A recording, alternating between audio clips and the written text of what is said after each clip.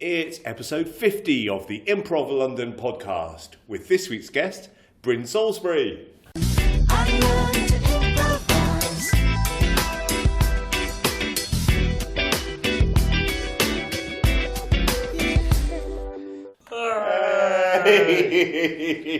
It does feel like there needs to be an audience at that point just to sort of cheer and clap and whoop and wolf whistle or something.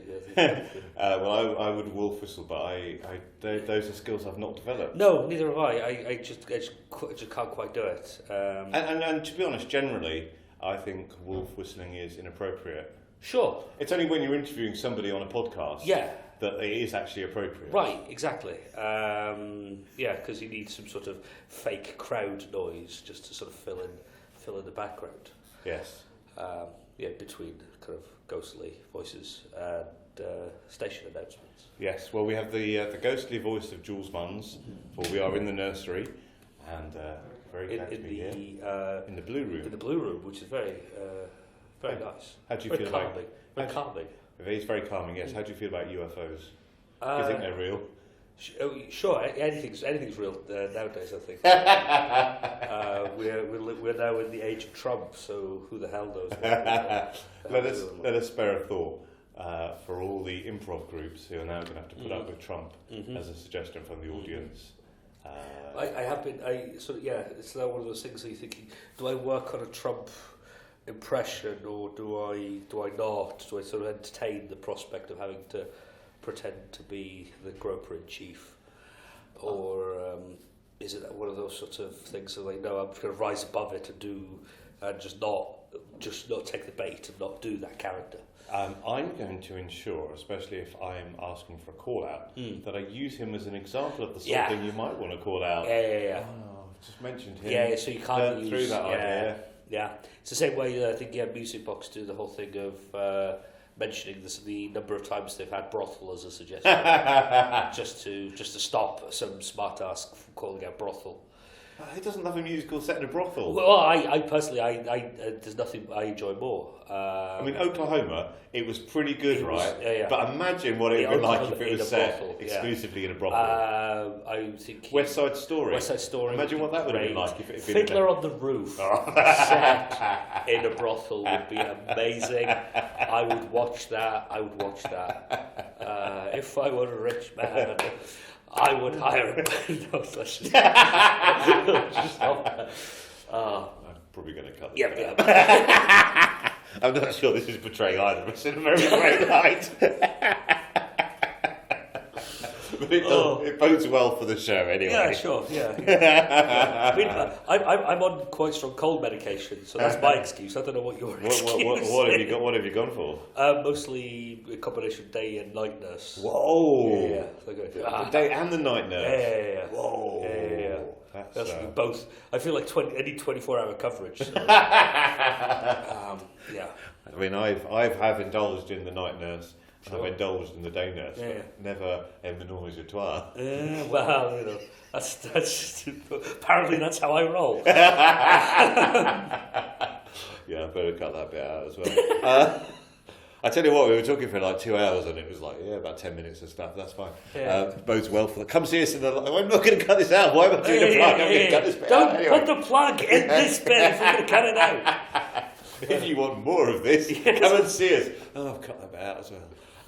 Yes, okay. Welcome to the Improv London podcast. Yes, welcome. So, how did you discover improv?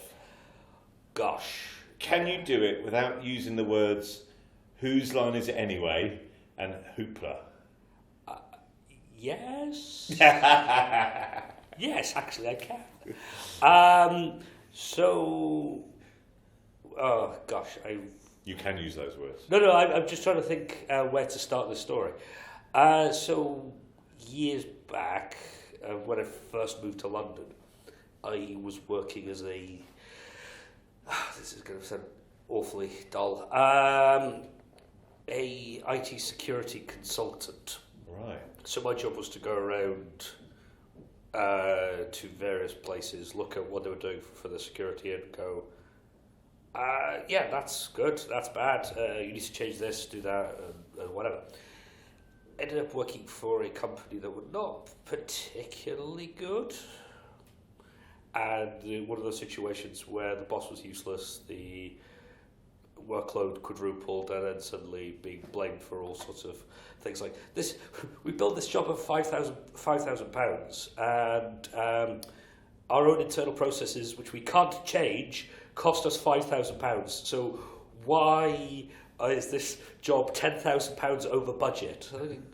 Because you built it out of 5,000 when you should have done 15. But without that. Anyway, I that kind of got to me a fair bit, and I ended up seeing a therapist who kind of tried to help me through that whole business, and she suggested the sort of you should take up comedy or improv or something like that. I went, Wow. What, really? You think? It was one of those suggestions thinking, yeah, that sounds like a really great idea. Like 5 minutes later, I was thinking, what the hell was she talking about? Kind of thing. Fast forward I think about a year after that, I was reading Amy Poehler and Tina Fey's books, and listening to a whole bunch of, and at the sort of same time listening to some podcasts, Comedy Bang Bang, and which is largely improvised. And so I thought, oh wait, that person ages ago mentioned I should do improv. I wonder if that's a thing. You could probably learn that, right? So I drunkenly started Googling and found improv courses London. And yeah, one of the first links that came up was like beginner's course. Went, ooh, okay, click, buy. Woke up the next day, went look at my phone and go, oh, I booked a beginner's improv course, and the rest is history. So what kind of drunk are you? Oh, blackout. Really? Yeah, and huggy apparently. Oh, okay. Yeah. No, I don't know. I have on occasion. I have on occasion kind of woken up to like. Go, oh yeah, no, I have a vague memory of ordering that thing off Amazon. And I go, but yeah, no, sort of looked at it and went, yeah, no, this sounds like a really good idea, and kind of went along and enjoyed it. This was a hoopla course? It was, yes, with Ginny Lyons, who was absolutely brilliant. And yet sort of got introduced to the whole thing. You sort of go into it with that idea of, oh right, I'm going to learn how to like be really funny and like be really quick-witted and say things, and then you sort of go in there and realise actually coming up with really fast, like trying to write a really funny line in your head quickly, it can't be done. You know, like, it's really not. Every time you see something like snappy on television, it's because it's been written like that, and get it into your head to, oh no, you must be really funny, you must always be funny, thinking, well, actually, no, you really doesn't, you just need to say things, and you know, and then funny will come. Yes. Kind of a thing. So just trust that funny will come. Which is one of the things I was reading, because I got really into sort of looking at the books and everything, and found, you know, the Del Close book, and thinking, what was it? Something along the lines of, a joke is one way and seldom the best way to get a laugh out of a scene. You're like going, oh yeah, because like in the 3 seconds I'm thinking of something funny to say, there's 3 seconds of dead air where I'm basically hanging out my scene partner to dry. So my scene partner's there going, what? Say something, damn you. So yeah, no, so started off with beginners, got hooked on it, did the performance, then did the long form, then did the long form formats, the narrative, and then the musical. Wow. So I've run the whole, I've done the entire syllabus. It's I had the odd workshop here and there. And yeah, I sort of got hooked onto it, which is kind of where I am today. Cool. It's interesting you mention IT, because there's a big I think there are a lot of IT people Sure. who seem to end up Yeah. improvising. Yeah, no, absolutely, and it's. I think it's one of those ideas where you kind of forced into a line of work that doesn't really encourage being terribly social, Right. and it's that sort of thing of it's because most of your interaction will be through a screen with people on Facebook, on Twitter, through Slack or whatever, and then you try to put them into a situation where they're forced to talk to people in the real world, and they go, "Oh, what?" It's kind of weird one for me because I was consulting as a case of you had to, stand up in meetings and say things to people. So I was very good at my little tiny area of of specialist knowledge. But kind of expanding from that, I kind of went, I don't really know how to interact with you if it's not around this particular area. And it's also the kind of the idea of tying into that whole thing of feeling like you can have a presence in something and sort of be able to sort of contribute and be part of building that thing together. Which I think was kind of a fun thing to learn how to do, and also sort of be able to trust yourself to be able to come up with words and have them sound like they mean something. Or Cool. So you're a member of Martian Love Affair? yeah, Martian Love Affair. So, yes. okay. I used to do a lot of music journalism, and Sure. the one question you would never ask Yes. a group is, where did you get your name from? It's a very Sure. passe Yeah. kind of like No, question. absolutely. Having said that, where did you get the name from? Was it a scene?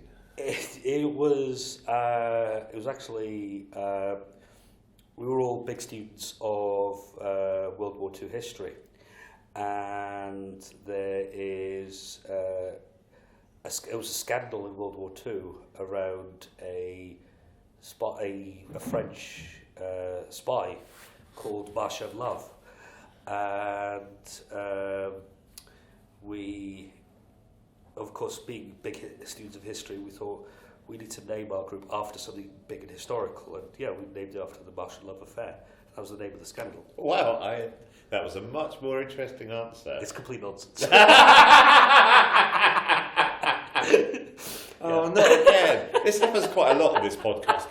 Wow, that's a really interesting answer. Yeah. I'm really going to reconsider all those bands that I was too scared of to ask. Yeah, That was really good. I think the standing agreement is that we'll basically make up stories every time. Just like whatever we could come up with. I think it's. I just thought, because Marsh and it's almost sounds. No, it doesn't. No, it doesn't. You just said it with real conviction. Exactly. You say it with conviction, and they're going, people will believe you. But I think that's the thing. It's just like, we'll just see if we can make up stories, see if we can get people to believe it. I just think one of those fun bits is like just to see if you can say it with straight in the face. I just love the idea that coincidentally all these improvisers were also big fans of history. What are the chances of that happening? Big World War II history buffs. We love a bit of the sort of analysing the rise of fascism, the failure of the League of Nations, Woodrow Wilson, the appeasement, the phony war and all that kind of stuff, the evacuation of Dunkirk, huge buffs about that. And so you've translated it into your improv. Sure, yeah. So, how would you describe Martian Love Affair? Martian Love Affair. So it's we're all came together out of the narrative improv course. So we were all kind of be able to, so it's a narrative long form group. So the idea is to try and, from a suggestion, create one long continuous story rather than unconnected or semi-connected scenes. So yeah, it's a case of setting up the initial base reality, identifying the protagonist, introducing the antagonist, causing the setting the protagonist off on the hero's journey and getting to the kind of the final conflict and all that kind of stuff. And yeah, I think it's a fun one to be able to kind of spin that one big story, and a lot of work on trying to make sure you don't introduce too much in too quickly, so that you can then try and reincorporate the fun bits. So it's that bit at the end where where you bring in a line, there's something that was like mentioned and thrown away in the first scene, and you bring it back in the last scene, and the entire audience just goes, "Oh, the thing!" You like the mention of like teacups or something, and then like pull out, I will use a teacup to defeat the bad guy, and they go, the teacups are from the first scene. Yeah. Oh my god, it's amazing. It's very satisfying when you can just remember that and then bring it back in again. Yeah. But then, you're constantly surprised by the ways you can sort of the stuff that you think, I need to remember that. You need to remember that. Then you go, oh no, something else happened. I need to remember that. And then like the other players are all there going, they remember it and bring it back. And then you can sort of see that the sort of joy that comes, and they go, yes, the thing. We remember the thing. Yes, let's work with that kind of a thing, which is kind of fun to see happen. And yeah,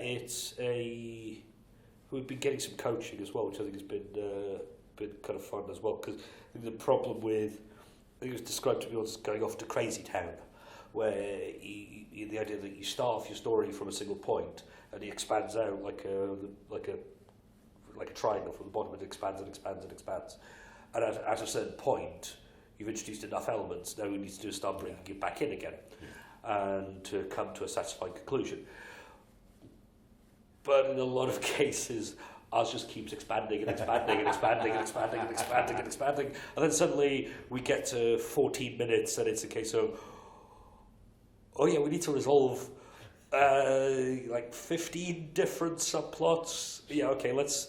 And then the defeated this person and defeated this person and won the day and saved the school and the orphans and whatever. Okay, yeah, it's you've tied it all up, but doesn't necessarily feel like a satisfying ending. But if you can get it to a nice middle point and then kind of start bringing it back in again, you then end up getting a pretty satisfying story out of it. So who's coaching you at the moment? Liam Brennan. Previous guest of the Improv podcast. Yes. If I knew the episode number, I would say. I'm going to cut that bit out. Okay. I'll drop it in later. I'll go.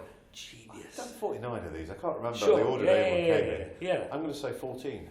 14, that's okay. Well, it's all right in daily conversation because you just commit to it and goes, oh, I've opened this. Wow, it's really good you can remember each of them. It's like, no, I can't. I'm just relying on the fact that people can even less. Yeah. So that's one of the things I kind of notice with work as well, because most of the stuff I do is around a particularly dull standard. And somebody will say, oh, there's that requirement. I read that we can't do that because of what the standard says. I go, well, I think you'll find if you look in requirement 2.6, that says that you can't, you absolutely can do that, and you should listen to me. And they're going, okay, sure, yeah. Because they're not going to read. They're not going to read standards. Just say it with a straight enough face, and they'll believe you. Kind of. So what attracts you to narrative? Because it's not the most popular form of improv in London at the moment, I would say. I think it's mostly because, again, it's one of those things that nobody else is doing it, and it's kind of fun to be able to put a story together. And it's that you kind of having to, I suppose, commit to the story and see it through. So you start off. You can if it's short form, you can kind of just say, "Oh, screw it," end that scene and move on to the next one, right? I think that's long form, not short. But anyway, yeah, you can sort of just say sweep and done. It's gone. Whereas you've got to try and put a bit more thought into it, try and be able to explore it a bit more meaningfully about what that character's doing and what their motivation is and what challenges they're faced with, and how you can sort of take that character on a pretty unsatisfying journey. Again, it's also the thing is like it's that situation where you can see also what horrible things you could do to that character. I was thinking, we're going to yes, they grow up in an idyllic environment, and their parents are dead, and their house is burned down, and their favourite teddy has been ripped to pieces.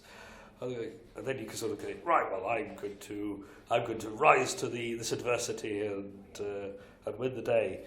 So it's kind of enjoy that bit of seeing, and you can sort of have a bit more fun with it with the character over a longer period rather than sort of discrete sort of gamey scenes. It's almost like it's that thing of a lot of the sort of gamey stuff. It's pretty it can be throwaway stuff, right? It's kind of you have a bit of a laugh about it, but then if you're putting a story together, it feels it's a bit more. It can be a lot more meaningful, so you remember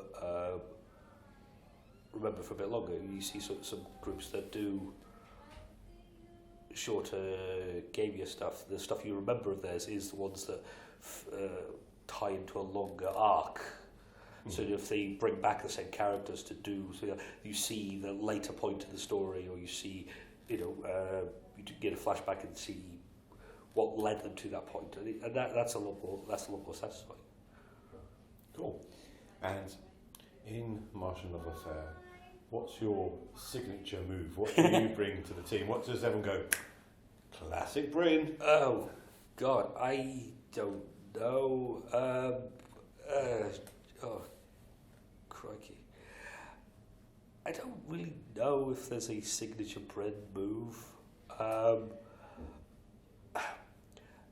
I kind of enjoy doing the sort of big emotional kind of, things like like reacting to stuff that's happened, and it's kind of fun to then try to make what has just happened be more meaningful. Or I've been enjoying a couple of times. We've been a bit shy in rehearsals about being the protagonist. Right. There's I forget the name of the game, but I think it's something like protagonist roulette, where the challenge is to endow the other person to be the protagonist. Right. And it's kind of a fun one in that situation where you can basically just load a whole bunch of stuff onto that person and just try to make things mean a lot to them. So what sort of thing would you say?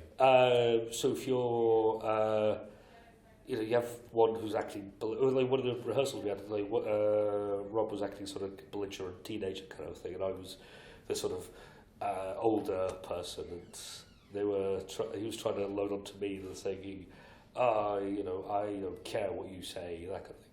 So I come back in with, it's like, your father's factory is about to die, and other things. So it's like you need to be able to live up to the legacy of this place, and maintain your family's name and all that kind of stuff. And you're just loading a whole bunch of stuff that, if you were watching it as a movie, they go, okay, that's the main character, right? Okay, that makes sense now.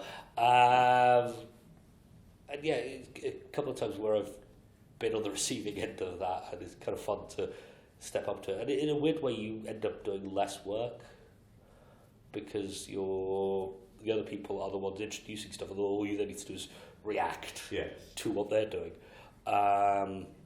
It becomes times where I sort of come in as a sort of a naive character, and then like everybody comes in and goes, "Oh right, be naive, right? Let's like be super mean to him, or like trick him, or something like that." And then later on, you can then show the progress, and they come back and go, "You tricked me, prepare to die." Which is kind of a fun development. But I wouldn't say there's necessarily a Bryn thing that I would say. I just kind of enjoy being able to kind of react and build on what's happened, which is kind of like pretty much again like basic improv, right? It's that sort of thing of like, oh yeah, that's kind of your job on the scene, is to take what the other person has done and make that important and build on it. So you're just like, that's basic.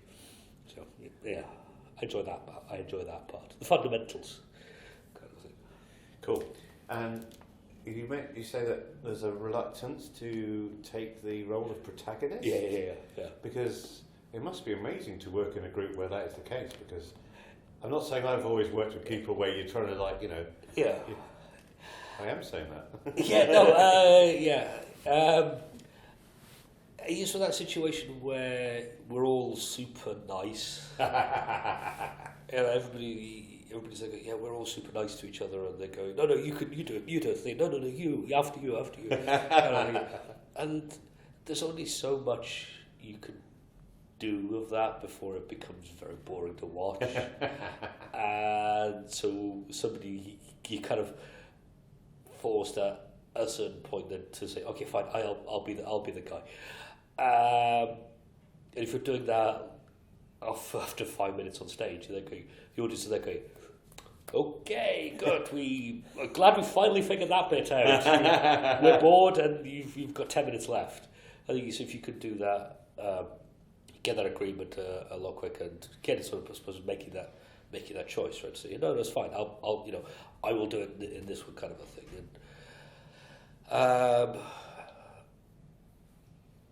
And yeah, and I think it's kind of.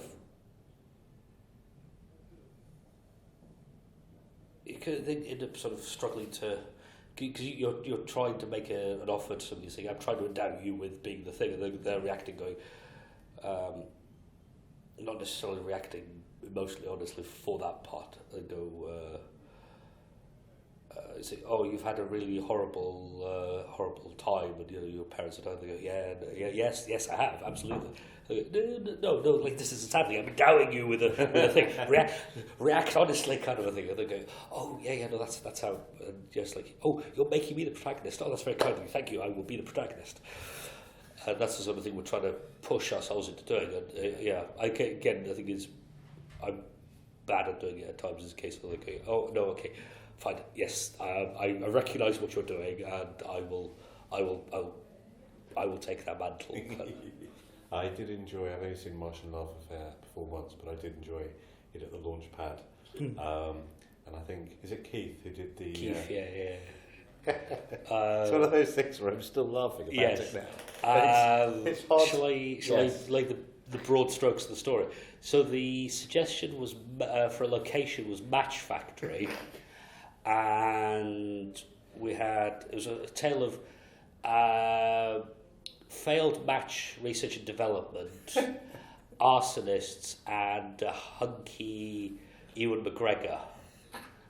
And Gerardo suggested we get Ewan McGregor in to be the advertising. And Keith at the time had hurt his ankle, I think.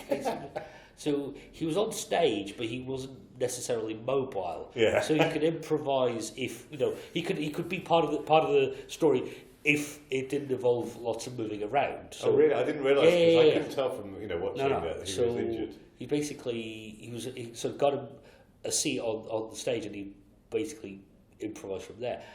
I think the fun bit for me was because he's hunky Ewan McGregor, right? And so I got to play the sort of like that. I was just overcome by how hunky Ewan McGregor was, which was so much fun. But it kind of reminded me that just as we got to that point that we didn't know we knew almost nothing about my character.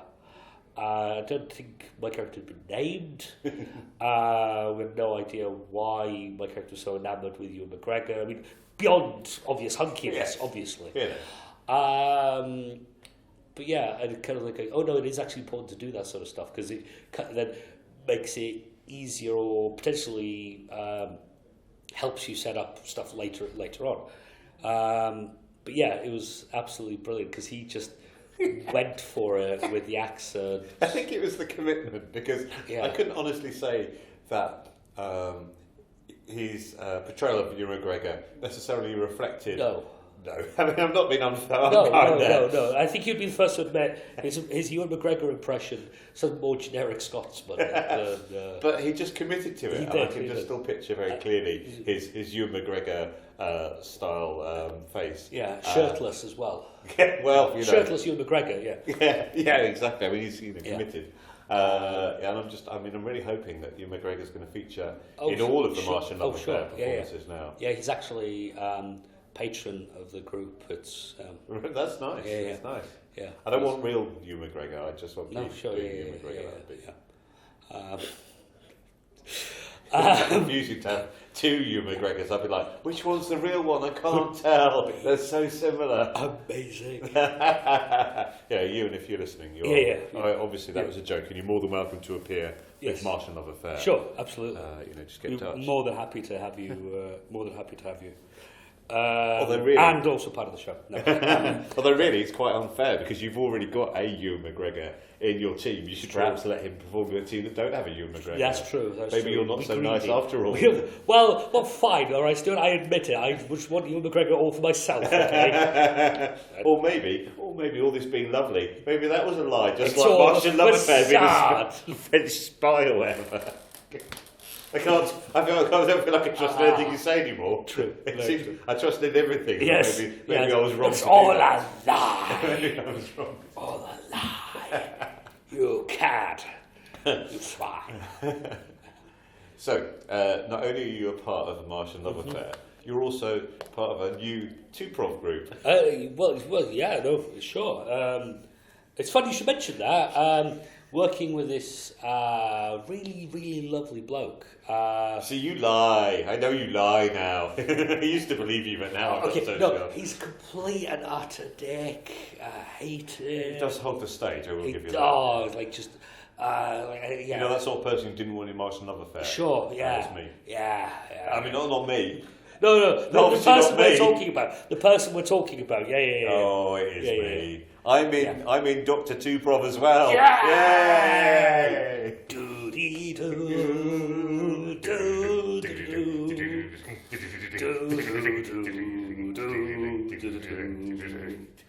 Ooh-wee-doo, wee-doo.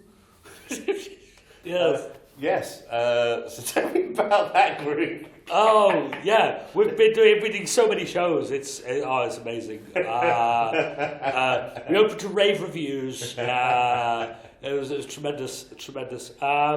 No, so I think the conceit is we are archivists or like night security guards at the Archive of the Time Lords on Gallifrey. Which in my mind represents BBC TV Centre in Woodlane. Yes. I'm not sure that's canon, but that's in my head. Yeah. I actually wouldn't be surprised if that's what it was based on. We meet at a later point in the evening where everything's quiet. We're doing our rounds, and we then start just having a bit of a chat. And we say, I found this very exciting thing in the archive. Because if you're in an archive like that, you're gonna look at the stuff that's in there, right? You're gonna look at. I know when I used to work for the National Library of Wales, you would go into the archive to look at some of the fun and interesting pieces that were in there, like the first Welsh Bible. And this is huge kind of folio, pulpit-sized tome, and it's like a good 4 or 5 inches thick. It's beautifully illuminated. I like to imagine there's a restricted books area for all the magic. That's it. Yeah, exactly. All the Horcruxes and the forbidden spells, the elder wands, and all that kind of stuff. You'd go in and you'd find all this sort of fun stuff in the archive. You'd read it, or you'd watch it, or you'd study it in detail, right? So we're finding the adventures of the Doctor and watching them on the machines in the archive. On the VHS recorder. On the VHS, Betamax, I think, Oh, possibly. is it? Oh, well, okay. We'll have to have a discussion on this off mic. No, I think like the BBC would have archived stuff on Betamax. I think that's or at least some sort of. Is that canon? Yes, it's part of BBC canon. Yeah, it's part of that show BBC. It's like a 50 series. It's like the longest running TV series ever made. That's amazing. It is. Like the cast of characters are. Yeah. So we're watching Yeah, the there we Adventures go. of the Doctor. Yeah, and then as we kind of set up, I was like, this bit where X happens, and then you and I then jump to the other side of the stage, and we will then act that part. We will then do that improv and improvise that scene, and then jump back into being the archivist, watching this and going, oh yeah, then that part happened. Then jump back and keep on improvising. Or at least this is the theory, because we actually haven't done it yet. No. And it might just be Bryn and I sitting around talking about Doctor Who, pretending that we're pretending to be in Doctor Who, but really we're just talking about Doctor Who on stage. It is actually a very elaborately crafted excuse for us to have people watch us talking about Doctor Who. I've done a lot of improv to get on the stage to talk about Doctor Who. This is like we've got a long con type situation going on here, where we're basically just trying to hoodwink people into watching us talk about Doctor Who. I mean, the thing is, we might as well make the show about Doctor Who, because otherwise we would just inevitably end up talking about it anyway. So Sure. at least we've warned them beforehand. Yeah, I mean, it's like that episode when Tom Baker had to try and destroy the Daleks, right? He's thinking, does he have the right to make that decision? Do I have the right? Exactly. And it's that So sort of, this do is I have the Genesis of right? the Daleks you're talking about? It is, yeah, absolutely. And do I have the right to pivot the improv into a discussion about the Doctor? Do I have the right? Yes, we have the right. Yes. Let's yeah. easily solve that. You can't doubt it. Do I have? As Sarah Jane would say. Yes. So basically we've adapted it's a living room format in a way, isn't it? Weirdly. It's a weird kind of living room-esque kind of thing, except it's not a real conversation that's happening. We're playing characters. It's just a real It's from what rehearsals are like so far, it is just the two of us. It is. Well, yes. I mean, I do a bit of a voice. Yes. Well, that's not character, is No, that? That's a bit of a voice. No. I'm doing a bit of a voice now, weirdly. Yeah, and it's that kind of thing of there'll be characters. The characters will be, I think, surprisingly similar to ourselves. Not necessarily. I think it's that thing of just having that discussion and thinking, because there's one. I had this argument with my son about something, and then you go, I think there's this one story that illustrates your point. It's the Adventures of the Doctor versus the School Report of Doom, and the Doctor goes back to Coal Hill School, and suddenly finds out that there's an evil headmaster, and we then cut to the Doctor lying in Coal Hill, and then we're sort of, one of us is there being the Doctor, the other one's being like a child has been brainwashed and being fed into some sort of evil machine by the evil headmaster. Do you have to be a Doctor Who fan to enjoy this show? No. Probably helps. Well, Or at the very least, a passing familiarity with the source material. right. An awareness that there is a thing called Doctor Who, and that it's been going on for like 50 odd years. Yeah. I think that would help. And you have a high tolerance for terrible accents. Are you talking about Doctor Who here, or are you talking about R2 Prof? A bit of both. Fair enough. A bit of both. Let's be fair.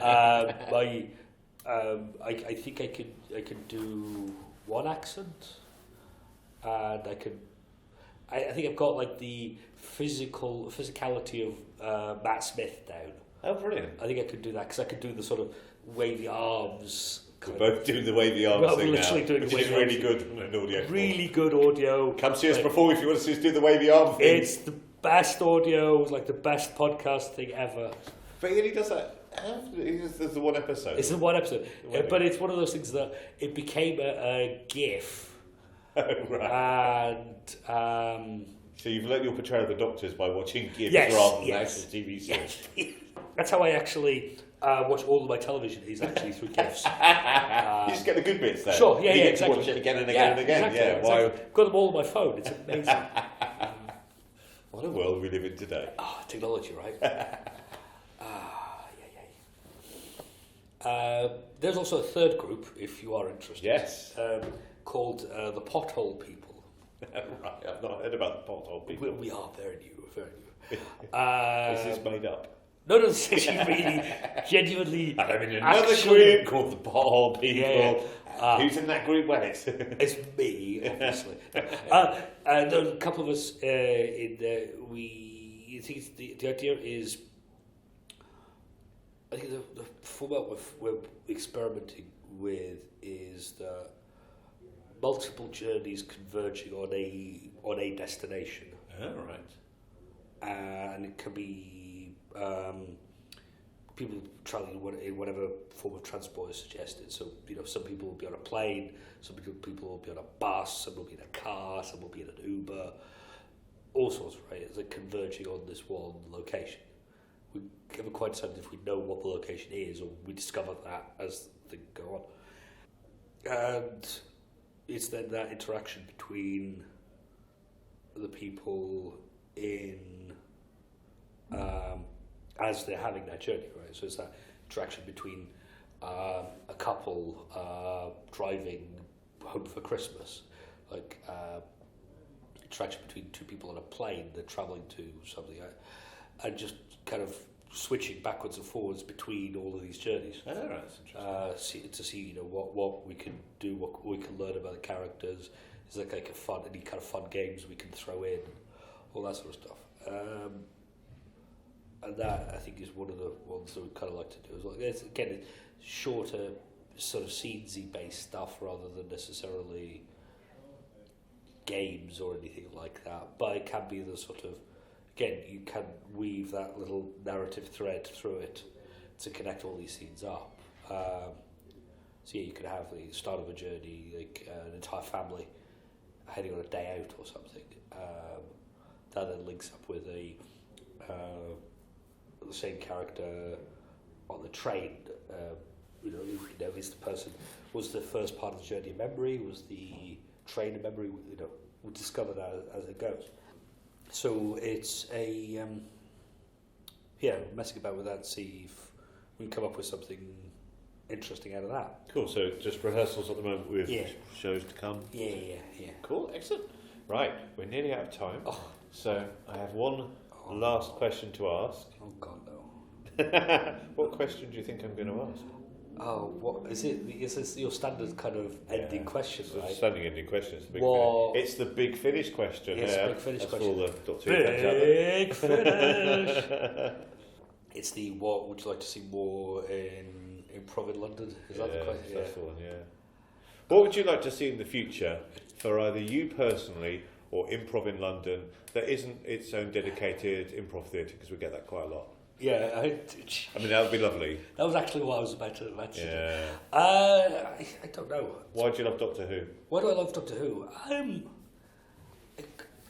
Is that actually really the question you're going to ask? Okay, fine. Yeah, that's actually a lot easier. I kind of enjoy I've always enjoyed sci-fi as a sort of story, kind of as a sort of genre, and the idea that sort of this kindly, sort of slightly curmudgeonly old man running around time and space fixing things. It's kind of fun notion, and the idea that you can, it's not the kind of brawny kind of we're gonna come in here with lantern jawed space marines and shoot the thing until it goes away. It's actually like we'll be very clever and fix that thing, and then that kind of go back to the Genesis of the Daleks thing of like, have I the right to do this kind of thing? Actually, for a kids show, that's actually surprisingly thoughtful, right? It's like what gives me the right to do this? You're exploring kind of the ethics of it. I think the newer stuff, I think, is a little bit Deus Ex Machina kind of a thing with the sonic screwdriver and all that kind of stuff. But the same basic principles are still there. It's that kind of thing of it's brains winning out over brawn, I suppose, which is kind of an enjoyable part of it. What would I like to see from Improv? I kind of like to see more narrative stuff, because I think that's kind of fun to see stories, be able to get more people and get more narrative based stuff done. I think would be kind of cool. I also kind of like what Steve's doing now with Hoopla and getting more Launchpad stuff done, and kind of see getting more nights around the place just to see if these groups can get time. But then again, it goes back to that other problem then of having taking audience away from each other kind of a thing, right? So you've got an improv evening in London Bridge, you've got an evening in Hammersmith, you've got one up in Hackney. It's the case like, it's all on a Thursday. Yeah, right, okay. Like we're that kind of thing. So yes, we need to grow the audience as well. Yeah, which would be cool. But there you go. Brilliant. Thank you very much. Thank you. I made this. That's improv!